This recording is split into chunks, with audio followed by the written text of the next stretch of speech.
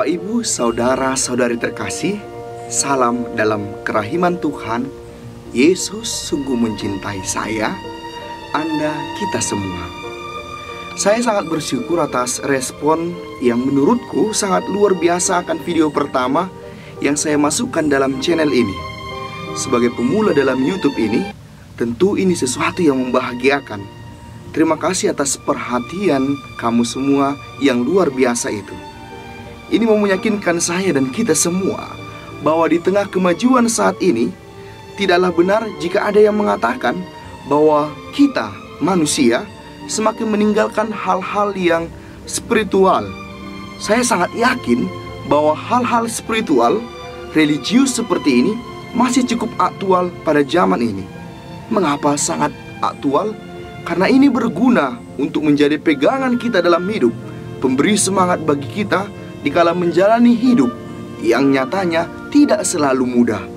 Dan saya berharap video-video yang saya bagikan nantinya benar-benar sesuatu yang menyentuh perasaan kita semua, afeksi kita semua, sehingga apa yang saya sampaikan bukan lagi sekedar sebagai pengetahuan intelektual belaka, melainkan sungguh meresap dalam batin dan menjadi iman kekuatan kita.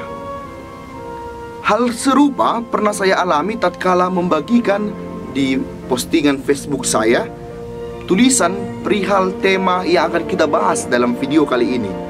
Saat itu saya menulis di status Facebook saya perihal makna dari ular di kaki Maria.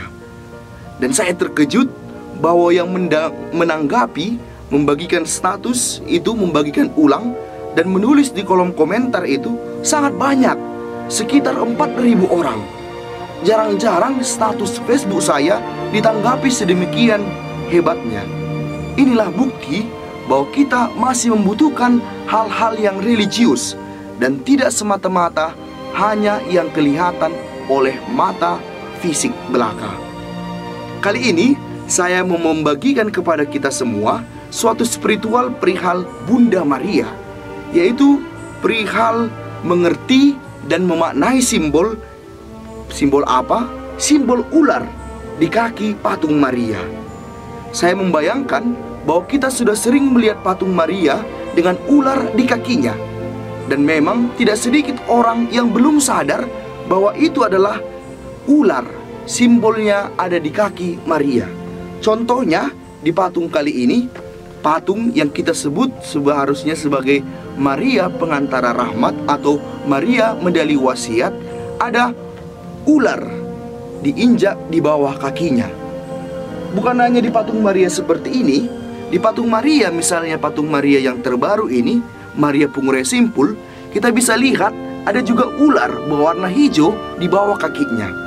Mungkin menyadari bahwa yang di bawah kakinya itu adalah ular, dan sering dilengkapi lagi dengan apel di mulut sang ular. Bukan hanya di dua patung ini, di beberapa patung Maria lainnya, misalnya di patung Maria Bunda Hati Kudus, kita juga akan melihat sosok ular di bawah kaki Maria. Nah, perihal mengapa ada berbagai jenis patung Maria, saya akan jelaskan dalam video selanjutnya. Namun kali ini kita akan fokus pada perihal ular di kaki Maria. Para saudara terkasih, banyak orang bingung tatkala melihat ular di kaki patung Maria itu. Dan tak jarang orang lagi-lagi mulai salah mengerti. Ada yang kemudian menafsirkannya bahwa itu adalah bukti kalau gereja Katolik adalah penganut ajaran sesat. Gereja Katolik menyembah setan yang nampak dalam ular di patung Maria. Benarkah demikian? Mari kita lihat bersama apa sebenarnya maksud ular di bawah patung Maria itu.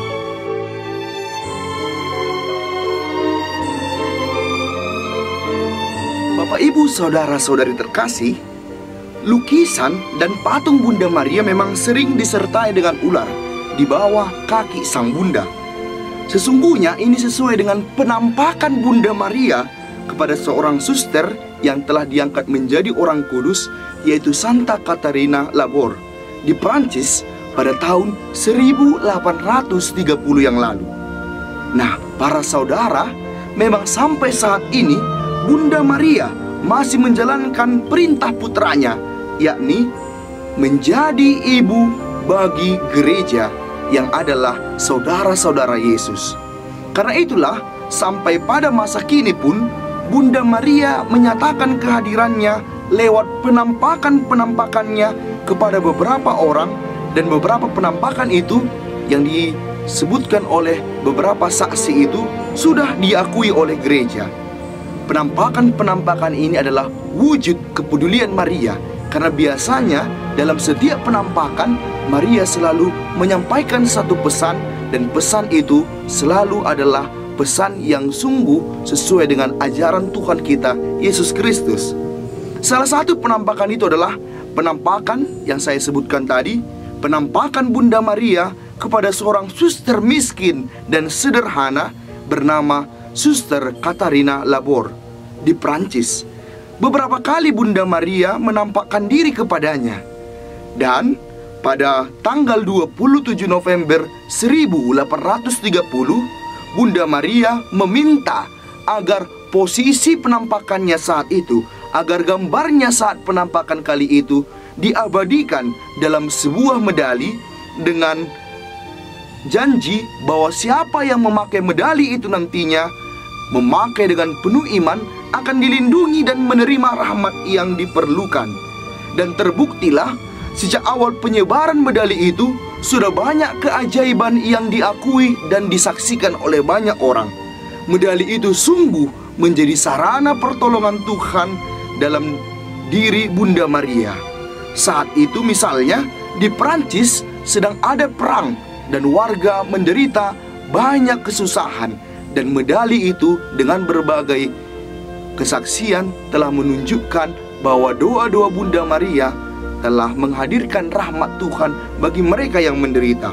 Apalagi saat itu terjadi wabah kolera di Prancis, wabah yang sangat mematikan kala itu, seperti pandemi ini, mungkin seperti pandemi COVID kali ini.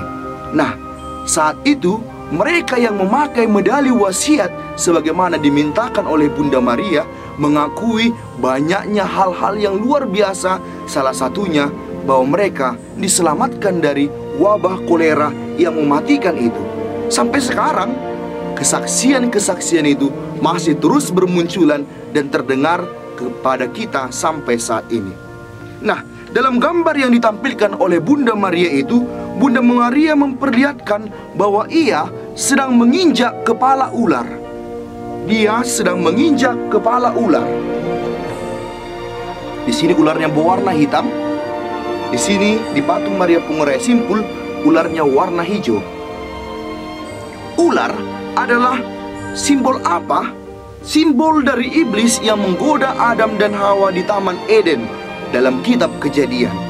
Hawa telah jatuh dalam bujukan iblis dalam rupa ular, dan itulah yang menjadi dosa pertama bagi manusia. Namun ingatlah bahwa dalam kitab Kejadian disampaikan bahwa keturunan Hawa akan meremukkan kepala ular itu nantinya dengan tumitnya. Maria, kita percayai dan dipercayai oleh para bapak gereja, adalah Hawa baru yang dijanjikan itu, yang akan meremukkan kepala ular itu dengan tumitnya. Hawa lama dalam kitab Kejadian telah jatuh dalam dosa, dan kini Maria menjadi Hawa baru yang telah memijak kepala ular dengan buah terlarang itu. Maka jangan heran kalau di beberapa tempat lagi nantinya ular itu bukan hanya sekedar ular, tapi ditambah dengan aksesoris lainnya, yaitu di mulutnya ada semacam buah mirip buah apel yang bisa kita mengerti sebagai simbol dari buah terlarang yang dimaksudkan itu. Nah, Maria telah mengalahkan ular itu, yaitu dengan meremukkan dengan tumitnya. Dan ini semua tidak terlepas dari putranya sendiri. Bagaimana Maria meremukkan kepala ular itu? Tentu karena putranya sendiri. Dengan ini tetaplah Yesus penyelamat satu-satunya. Maria adalah teman kerja Allah untuk penyelamatan itu. Penafsiran bahwa Bunda Maria lah keturunan Hawa yang akan meremukkan kepala ular itu sudah dimulai sejak zaman awal-awal gereja 2000 tahun yang lalu oleh para bapak gereja. Misalnya, Santo Irenaeus, salah satu bapak gereja kita, mengatakan bahwa jelaslah Marialah Hawa baru yang disampaikan dalam kitab Kejadian itu. Tumit Maria remuk sebagaimana disampaikan dalam kitab Kejadian. Apa maksudnya tumit yang remuk? Tumit yang remuk adalah bahwa untuk menginjak kepala ular itu, Maria harus mengalami penderitaan sebagaimana tumitnya remuk. Apa penderitaannya? Penderitaan menemani Yesus sejak awal kehadirannya di dunia ini sampai betul-betul remuk ketika memangku putranya yang tersalib, yang mati disalib. Itulah keremukan tumit Maria, keremukan hati Maria, Ibu Yesus. Lantas, para bapak, ibu, saudara-saudari, apa maknanya dalam hidup kita? Ini yang paling penting. Saya mau memberikan makna yang kiranya juga menyentuh hidupmu, yaitu mau mengatakan dengan ini bahwa dalam diri kita pun pasti masing-masing ada ular, yaitu berbagai kelemahan, rasa benci, dendam, nafsu-nafsu tidak terkendali, kekhawatiran dalam hidup, dan berbagai hal lain. Kita punya dosa-dosa dan kelemahan-kelemahan, baik yang diketahui oleh orang lain maupun yang hanya diketahui oleh diri kita sendiri. Kita sebenarnya malu akan dosa-dosa kita, merasa tersiksa oleh dosa-dosa kita, terutama dosa-dosa yang kita sembunyikan, yang hanya kita yang tahu, membuat kita sungguh menderita ketika menyembunyikan dosa-dosa itu.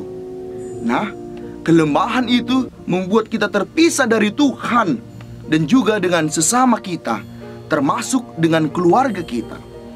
Kelemahan itu membuat kita tidak nyaman dan dikejar rasa bersalah. Kita malu akan dosa, tetapi ada perasaan, ada merasa bahwa kita tidak sanggup untuk keluar dari dosa-dosa yang kita jijikkan itu, tapi rasanya begitu mengikat kita. Karena itu para saudara, dengan penjelasan ini, marilah menyerahkan semua kelemahan kita kepada Bunda Maria lewat doa-doa kita, agar ia memijak kelemahan itu, memijak ular-ular itu dalam diri kita. Yakinlah, tidak ada kelemahan yang tidak bisa kita atasi seburuk apapun diri kita saat ini. Doa Maria, doa ibu kita akan menginjak ular-ular yang ada dalam diri kita, asal kita terbuka padanya dalam doa-doa kita. Kita bisa lebih baik dari saat ini dengan doa-doa ibu kita yang telah terbukti meremukkan kepala ular itu. Ular itu ada dalam diri kita, dan Maria berkenan untuk menginjak ular itu dalam hidup kita juga. Dan begitulah pula kita tatkala kita melihat ular-ular dalam diri orang lain. Kita gampang melihat kelemahan-kelemahan orang lain. Kita gampang melihat ular-ular dalam diri orang lain. Percayalah, hanya rahmat Tuhan yang bisa mengubah dan mempertobatkan orang. Kita tidak berkuasa mempertobatkan orang. Rahmat pertobatan hanya berasal dari Tuhan. Karena itu, daripada mendendam, sakit hati kepada orang-orang yang kita lihat ular-ularnya, entah itu pasangan atau rekan-rekan kita, atau bahkan kita jatuh dalam dosa baru, membicarakan kekurangan orang lain, jauhlah lebih berguna bila kita mendoakannya, khususnya dengan bantuan doa Ibu Maria. Mari kita, daripada membicarakan kesalahan orang lain, daripada melihat kekurangan orang lain, beralih pada sesuatu yang lebih berguna, yaitu membantu orang-orang itu dengan doa-doa kita, khususnya dengan bantuan doa Ibu Maria. Dia pasti mau jika kita meminta pertolongannya melenyapkan ular-ular dalam diri kita maupun dalam diri sesama kita. Bapak, Ibu, saudara-saudari terkasih, saya mau berbagi sedikit sebagai penutup dari video ini bahwa saya sendiri mengalami itu. Sebagai seorang calon imam, sebagai seorang biarawan Kapusin, saya pun menyadari punya kelemahan-kelemahan yang rasanya sulit untuk dilepaskan. Sekali waktu saya hampir putus asa, tapi kemudian saya beralih melihat patung Maria menginjak ular itu. Dan kali itu putus asa saya telah saya tinggalkan. Saya bangkit dari putus asa itu dengan berkata, Maria, engkau tahu apa kelemahan dan ular-ular dalam hidupku. Tapi kali ini aku mau meletakkan di bawah kakimu kelemahan-kelemahan itu, kusebutkan kelemahan-kelemahan itu, dan kupercayakan dengan doa Maria, ia telah menginjak kepala ular itu. Dan akhirnya saya berani untuk memulai lagi, melanjutkan lagi panggilan yang diberikan Tuhan. Jauh lebih lega dari sebelum-sebelumnya. Dan saya sadari saya semakin kuat untuk melawan setiap kelemahan-kelemahan itu. Dengan rahmat dan doa rahmat Tuhan dan doa Bunda Maria, keluar dari kelemahan-kelemahan itu. Keluarlah dari kelemahan itu dengan tetap menyerukan, Yesus, Engkau andalanku. Yesus, Engkau andalanku. Yesus, Engkau andalanku. Engkau andalanku untuk keluar dari kelemahanku, dan aku pun membantu orang lain keluar dari kelemahannya dengan doa-doaku dan doa-doa Bunda Maria. Yesus, Engkau andalanku. Pace ebene. Kita bisa